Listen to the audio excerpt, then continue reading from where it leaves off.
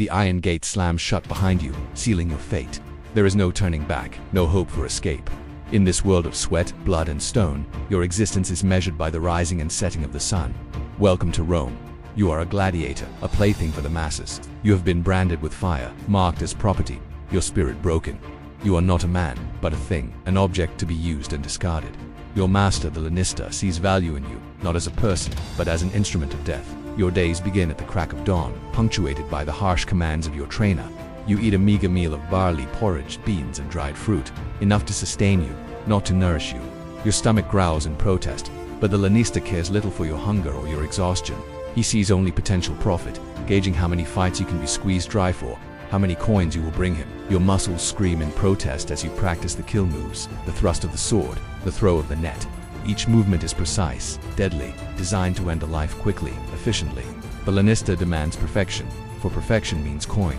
Mistakes are punished, weaknesses exposed, not out of concern, but because every flaw reduces your market value. A flawed instrument of death is of no use. In the dusty yard of the Gladiator school, you train alongside men from all walks of life. Former slaves like yourself, condemned criminals, prisoners taken from conquered lands. Some are young, barely men, others old enough to be your father. All have been stripped of their past, their names, their very identities. You are not a person here. You are a product, a commodity. As you perfect your fighting skills, the Lanista watches with a hawk's eye. If he sees promise in you, he might invest in you, buy better armor, sharpen your weapons. Such attention is a double-edged sword. It means you are valued, but it also means you are more easily broken.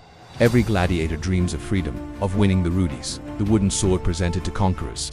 It symbolizes not just victory, but release from the life of a gladiator.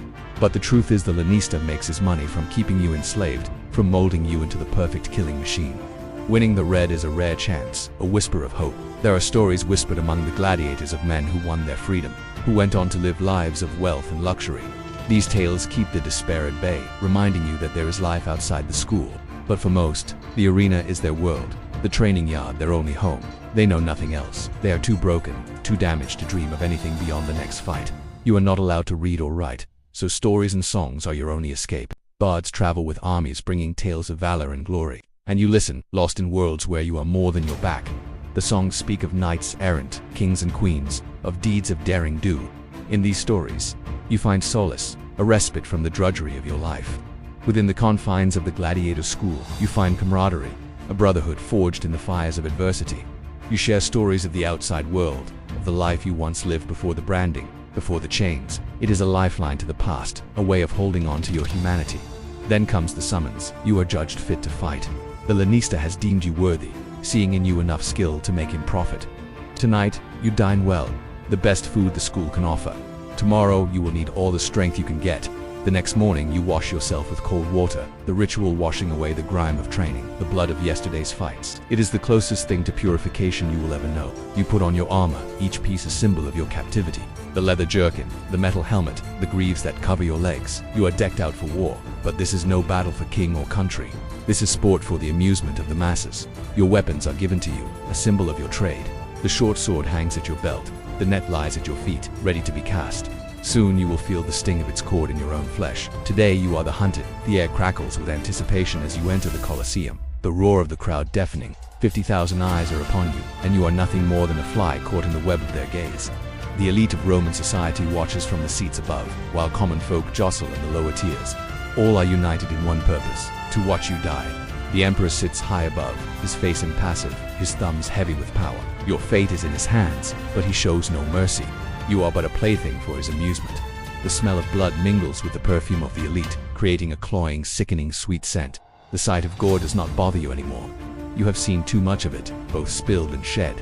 You see the corpses strewn across the sand, a grim reminder of those who failed. You face your opponent, another gladiator, a condemned criminal, a wild beast. The crowd roars, urging you on, anticipating blood. You cannot appeal to their mercy. You are nothing but a pawn in their game. The fight begins. You lunge forward, your sword aimed at your opponent's heart. Time slows down. Adrenaline pumps through your veins. The clash of steel echoes in your ears. The screams of the crowd fade away. This is your world now. The dance of death, the ballet of blades. You fight with everything you have. Skill, strength, desperation. Each move is a gamble, each parry a risk. You taste blood on your lips. It is not yours. The kill move is swift, efficient, merciful. You are trained to end the fight as quickly as possible, to please the crowd, to impress the emperor. But the crowd is fickle. They crave blood, yes, but they also demand spectacle. A prolonged fight, a close match, keeps them entertained. So you fight, not just to survive, but to give the people what they want. You are their puppet now, dancing to the tune of their cheers and jeers. And all the while, the emperor watches, his face an unreadable mask. His thumbs are like baleful stars, hanging in the heavens of your fate. The fight goes on. The sun climbs higher in the sky, turning the sand into a furnace. Sweat pours down your body, mixing with dust and blood. The heat shimmers, distorting the crowd into a mirage. Your opponent falls. You stand over him, chest heaving, sword dripping, and wait for the verdict. The crowd is silent now, their cheers spent, their bloodlust satiated. All eyes are on the emperor. He gives the sign. The thumbs are up. You have pleased him. You are granted your life, but it is a hollow victory. You are still a slave. Outside the arena, your existence continues. You train, you eat, you sleep, all within the walls of the Gladiator school. There is no world beyond for you. You fight again and again, each match a test of skill, endurance, survival. You face men and beasts, each opponent unique, each fight a gamble with death. Sometimes you win, sometimes you lose. And with each victory, the Lanista pockets coin. With each defeat, he loses coin.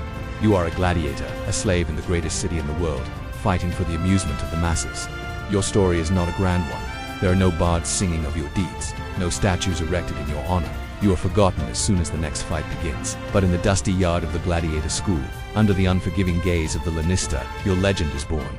You are the gladiator, and your story is one of chains and courage, of sweat and blood, of survival against all odds. For you are a gladiator of Rome.